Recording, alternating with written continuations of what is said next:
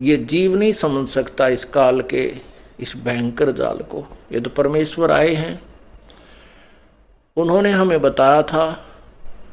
उन्हीं की अमृतवाणी आज हमारे लिए साक्षी है, प्रमाणित है। और जिन महापुरुषों ने परमात्मा को पाया है, उसका साक्षात्कार किया है, उनकी अमृतवाणी भी वही वही प्रमाण दे रही है जो परमात्मा ने स्वयं किया। तो क्या कहते, कहते दुर्वासा का मन चला तन मन जन बैराग, मल अखाड़े मोहिया सुने उर्वशी राग। दुर्वासा जी यहाँ बहुत बड़े ब्रह्मचारी और बड़े अच्छे सिद्ध पुरुष प्रसिद्ध थे। और श्री कृष्ण जी ने भी दुर्वासा जी को अपना आध्यात्मिक गुरु बनाया था। यहां तो वो बड़े महिमा पाकर चले गए ऋषि दुर्वासा जी के, उन जैसे ऋषि नहीं, बड़े ब्रह्मचारी थे, बड़े सिद्ध पुरुष थे। आजीवन उन्होंने स्त्री ग्रहण नहीं की। और वहां जब वो स्वर्ग में चले गए, वहां 33 करोड़ देवता 88,000 ऋषि विराजमान थे।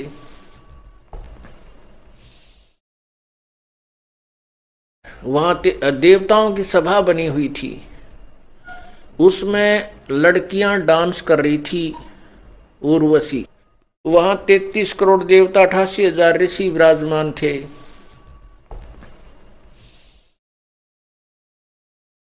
वहां देवताओं की सभा बनी हुई थी, उसमें लड़कियां डांस कर रही थी, उर्वशी।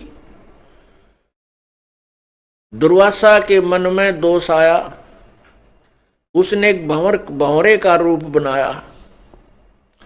भंवरा बना, उस लड़की के अर्धनग्न जो शरीर था, जो उसके सतन थे, उनको जाकर काट दिया अपनी उस गंदी नीत तय।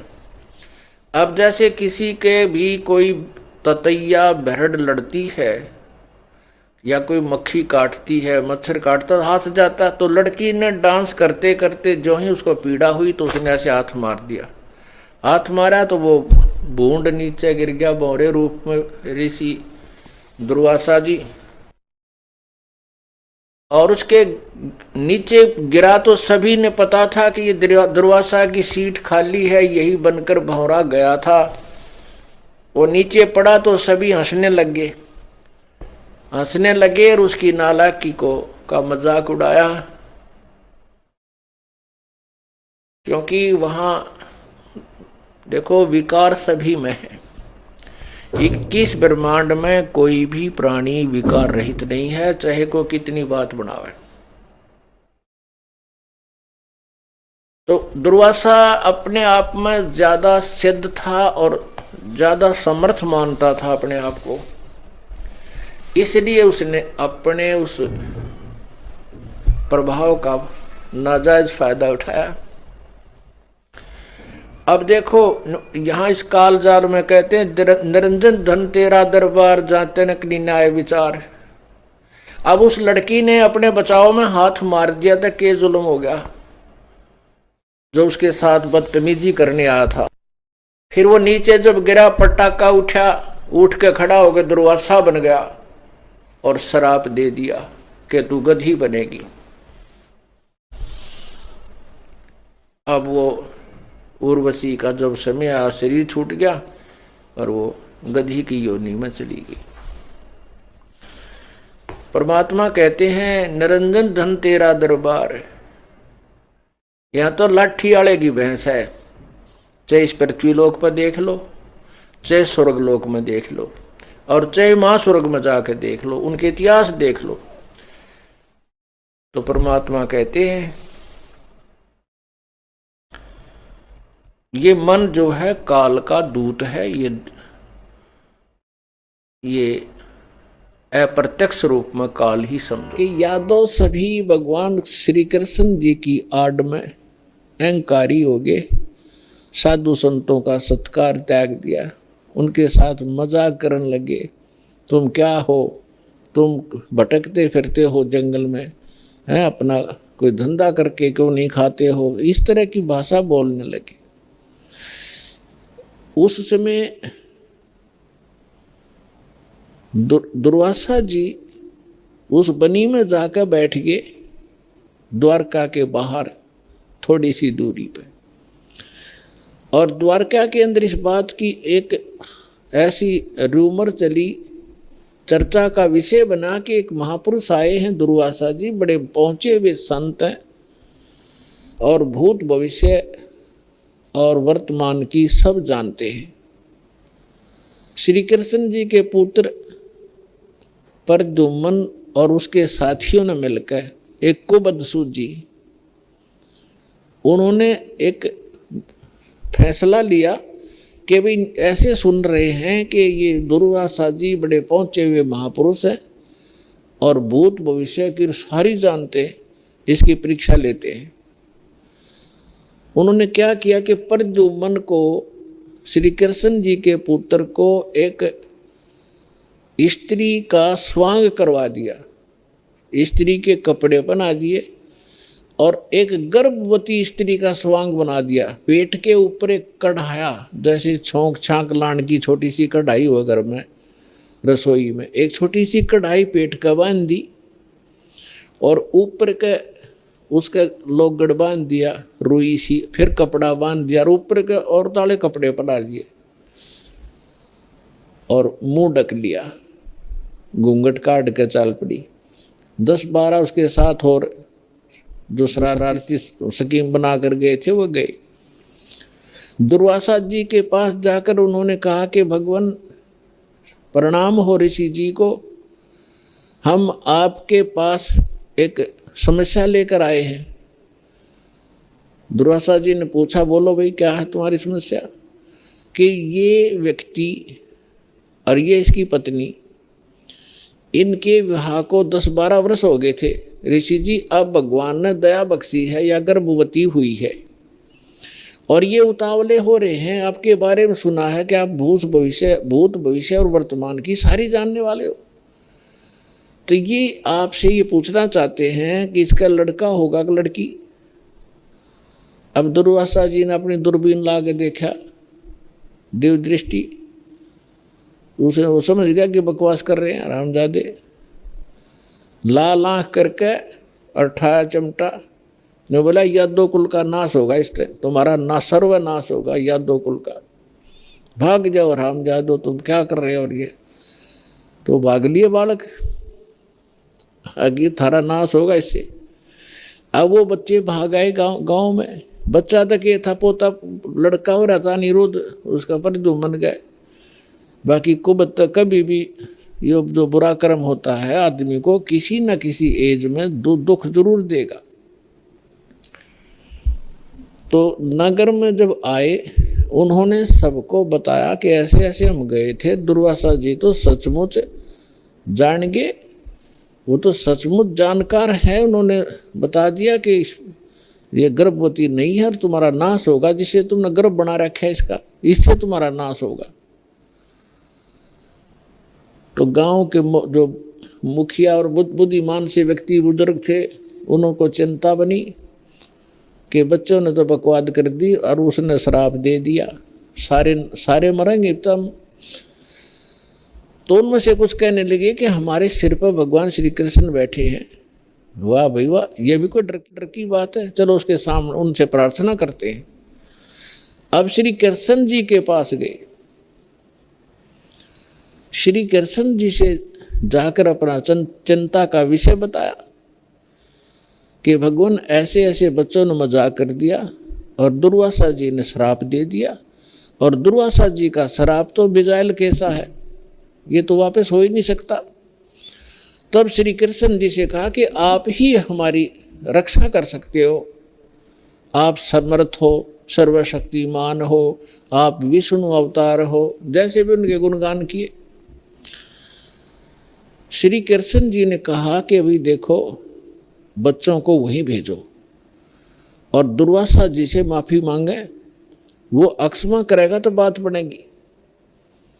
उन बच्चों को लेकर नगर के मुखिया व्यक्ति, मौजिद से जो बुद्धिमान व्यक्ति बुजुर्ग से सारे साथ गए, हजारों की संख्या में। दुर्वासा जी के सामने उन बच्चों को कहा कि माफ़ी मांगो। उन्होंने प्रणाम किया, माफ़ी मांगना चाहा, अक्षमा याचना की, लेकिन दुर्वासा जी ने कहा कि जो मेरे मुख से वचन निकल गया वो वापस नहीं हो सकता।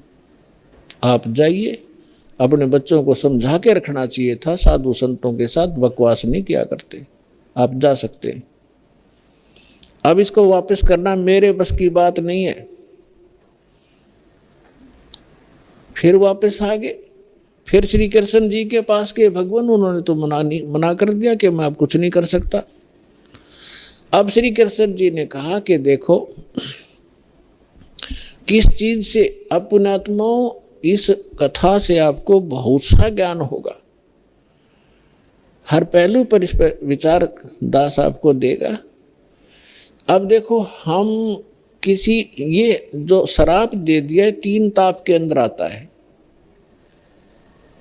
किसी को शराप दे देना, किसी पर गाल देना, किसी का प्रेत आत्मा छोड़ देना, किसी का जंतर मंत्र कर देना, किसी को ऊपर काला जादू कर देना, ये 3 ताप के अंतर्गत आते हैं। और इन 3 तापों के दुख से पूरे यादोग्रस्त हो गए और श्री कृष्ण भगवान का लाभ है। श्री कृष्ण जी उस ताप से मुक्त नहीं कर सका, उनका नाश हुआ लास्ट में। हालांकि समाधान भी बताया उन्होंने।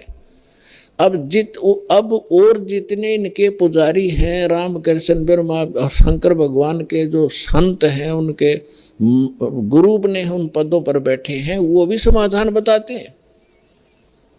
जब श्री कृष्ण जी के समाधान बताने से जो साधना क्रिया उसने बताया उनके करने से कुछ लाभ नहीं हुआ, तो ये इनके जो पुजारियां के बताए हुए समाधान से आप क्या लाभ लोगे, इससे इतना निष्कर्ष निकलेगा। अब क्या हुआ कि श्री कृष्ण जी ने कहा कि देखो, चिंता मत करो,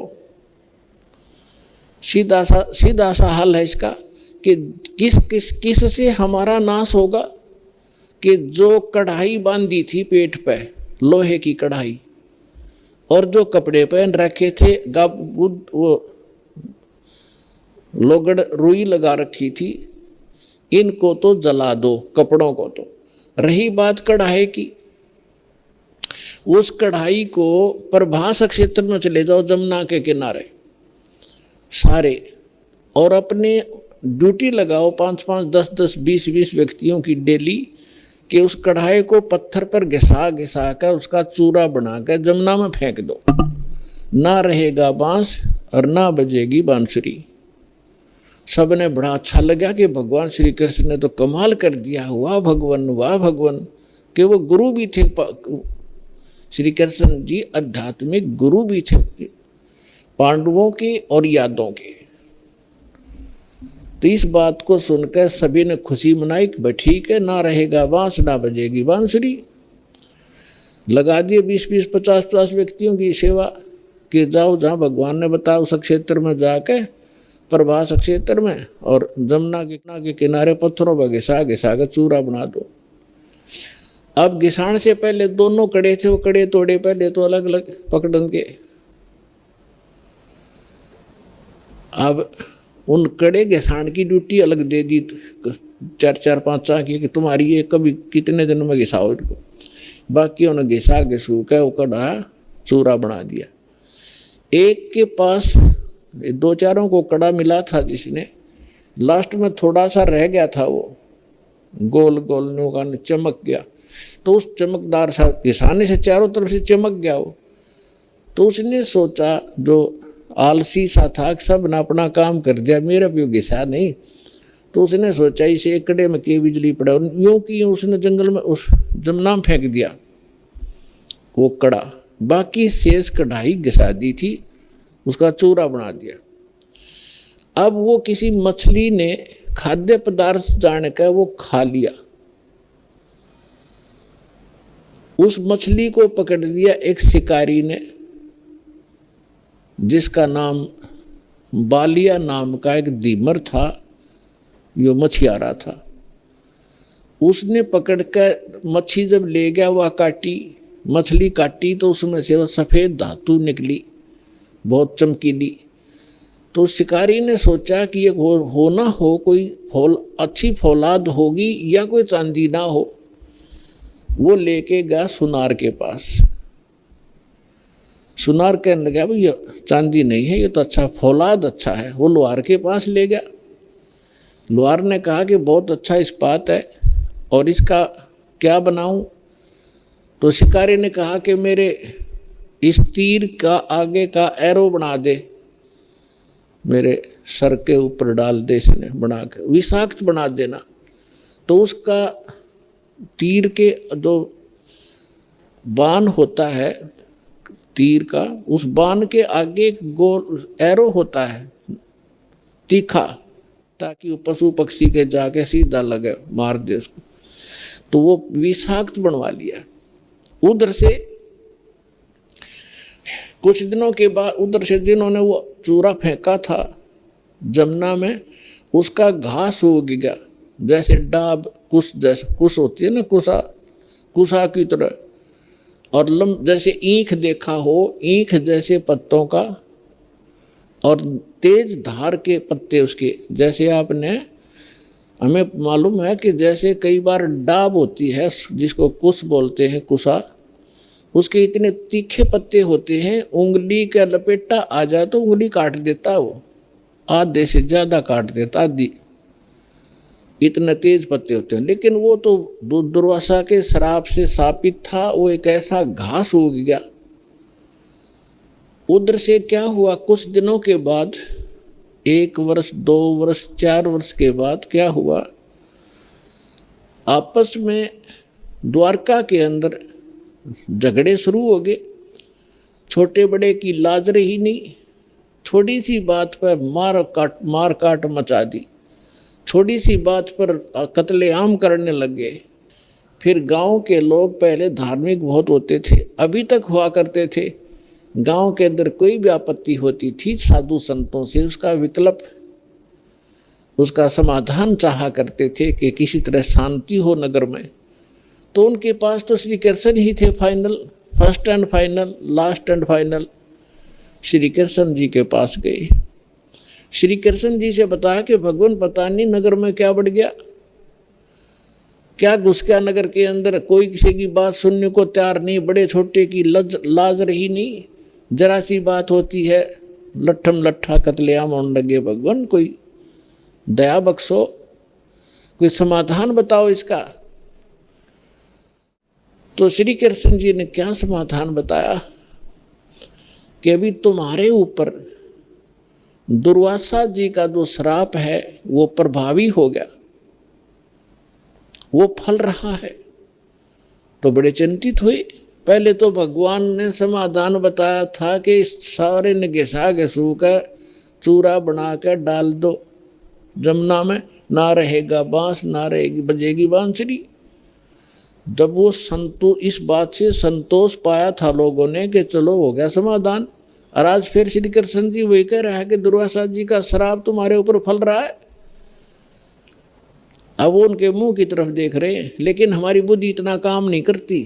जैसे हम भी ऐसे ही दुखी थे, पहले जाते थे किसी गुरु के पास, वो कुछ अपना दुख लेकर वो कुछ समाधान बताता था, फिर दूसरी बार कुछ और समाधान बताता था, तीसरी बार कह देता था ये तो तेरे भाग में है, तेने भोगना ही पड़ेगा। फिर पहले डले क्यों ढूंढा रहा था ये। ऐसे ही ये सब का यही स्थिति है।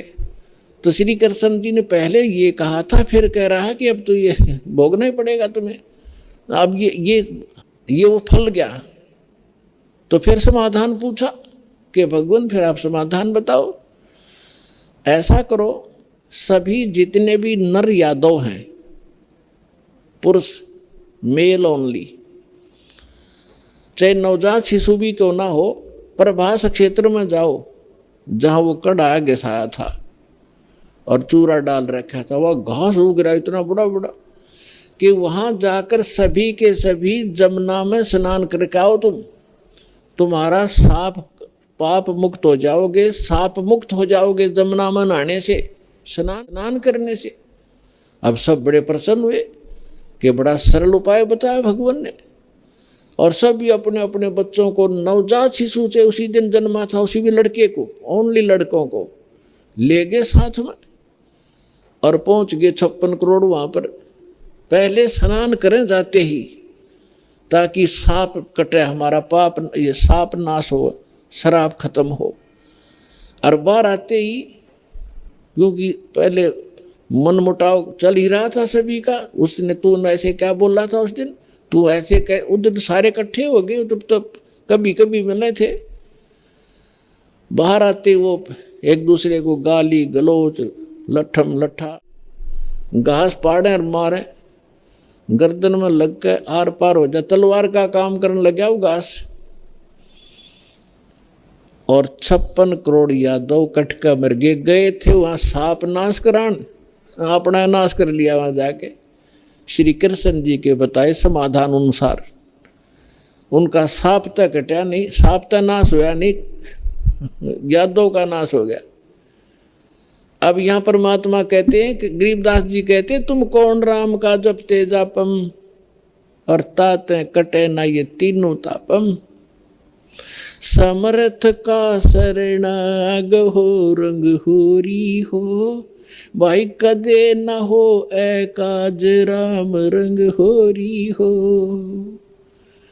कि समर्थ की शरण में आ जाओ, तुम्हारा कभी अकाज नहीं होंगे और ये तीनों ताप का नाश हो जाएगा। अब प्रसंग चल रहा है, उसी पर चलते हैं। अब 56 करोड़ यादव कटका मर गए।